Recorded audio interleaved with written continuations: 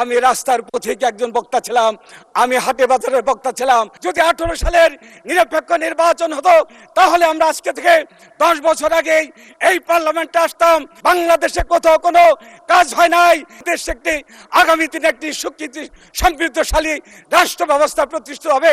তাই আসুন ঐক্যবদ্ধভাবে যেমন করে ফ্যাসিস্ট হাসিনাকে পালিয়ে যেতে বাধ্য করেছি তারেক রহমানের নেতৃত্বে, ছাত্র জনতার নেতৃত্বে, তেমন করে আমরা ঐক্যবদ্ধভাবে আগামী দিনে একটি সমৃদ্ধশালী রাষ্ট্র ব্যবস্থা প্রতিষ্ঠিত করব।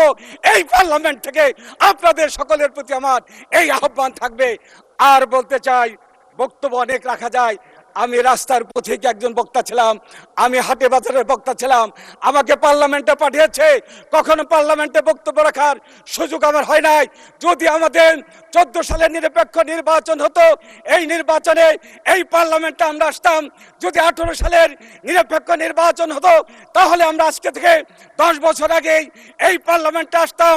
যদি আমাদের সেই 24 সালে নির্বাচন নিরপেক্ষ হতো তাহলে আজকে থেকে 2 বছর আগে এই পার্লামেন্টে আসতাম। আসুন আমরা ঐক্যবদ্ধ হই, ঐক্যের বিকল্প কোনো কিছু নাই, ঐক্যের মধ্য দিয়ে দেশটাকে গড়ি। আর বক্তব্য দীর্ঘায়িত করতে চাই না। আমাকে পাঠিয়েছেন আমাদের জনগণ, জননেতা তারেক রহমান আমাকে নমিনেশন দিয়েছিলেন।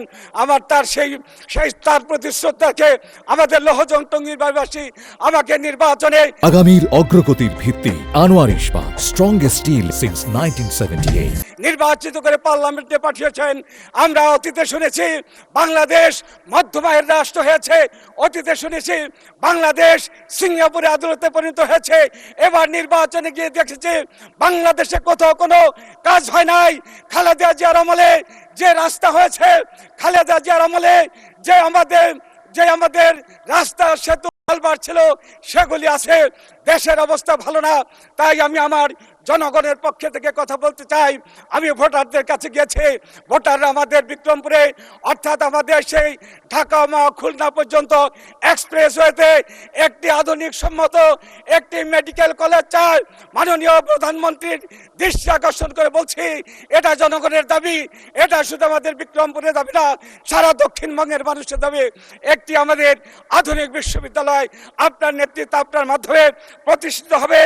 আর আমার নিজ গ্রাম অর্থাৎ আমার ইউনিয়নে আজকে 50 বছর আগে FWT অর্থাৎ ফ্যামিলি ওয়েলফেয়ার সেন্টার প্রতিষ্ঠিত হয়েছিল। সেটা ধ্বংসের মুখোমুখি। সেখানে ডাক্তার কখনো যায়, ডাক্তার কখনো যায় না। আমাদের উপজেলা থেকে অনেক দূরে আমাদের চিকিৎসা সেবা কেন্দ্র, আমাদের সেই গাউদিয়া ইউনিয়ন ওয়েলফেয়ার সেন্টারটিকে নতুন আধুনিক করে একটি ভবন নির্মাণ করা হোক। আমাদের টঙ্গীবাড়ির দিঘিরপাড় এলাকায় একটি হাসপাতাল আছে, চিকিৎসা কেন্দ্র আছে, সেটাকে একটি আধুনিক মডেল আকারে এই আমাদের দিঘিরপাড়ের চিকিৎসা কেন্দ্রটিকে স্থাপন করা হোক, ডাক্তার দেওয়া হোক। আর আন্তর্জাতিক মানে একটি বিশ্ববিদ্যালয় হওয়া উচিত। ঢাকাকে যানমুক্ত করা দরকার। ঢাকায় যে অবস্থা, আমাদের যদি কোনো রোগী ঢাকায় আসে, পথিমধ্যেই ঢাকায় ঢুকলেই সেই আমাদের বুড়িগঙ্গার পার থেকে ঢাকায় অথবা আমাদের পিজি হাসপাতাল আসতে 3 থেকে 4 ঘন্টা সময় লাগে। সেখানে রাস্তায় অ্যাম্বুলেন্সে রোগী মারা যায়। তাই হাসপাতাল থেকে আমাদের এই বড় হাসপাতাল দিন, আমাদের পদ্মা ব্রিজ থেকে নিমতলা পর্যন্ত যেখানে আপনারা মনে করেন ফ্যাসিলিটি, যেখানে মনে করেন সেখানে হাসপাতাল দেওয়া হোক। আর এই এলাকায় একটি আধুনিক। ধন্যবাদ মাননীয় সদস্য। 2 মিনিট, আচ্ছা 2 মিনিট বাড়িয়ে দেন ওনাকে। আমি আমার জীবনে দেখেছি বর্তমানে আমার বাড়ি যেখানে অবস্থান করছে সেই লৌহজং থেকে পদ্মার দূরত্ব ছিল 10 কিলোমিটার। আজকে সেই পদ্মার সর্বনাশা পদ্মা, কীর্তিনাশা পদ্মা অনেক বাড়িঘর ভেঙে ফেলেছে, অনেক স্কুল কলেজ মসজিদ মাদ্রাসা অনেক ইউনিয়ন ভেঙে আজকে ভাঙন নদীর কূলে আমরা অবস্থান করছি।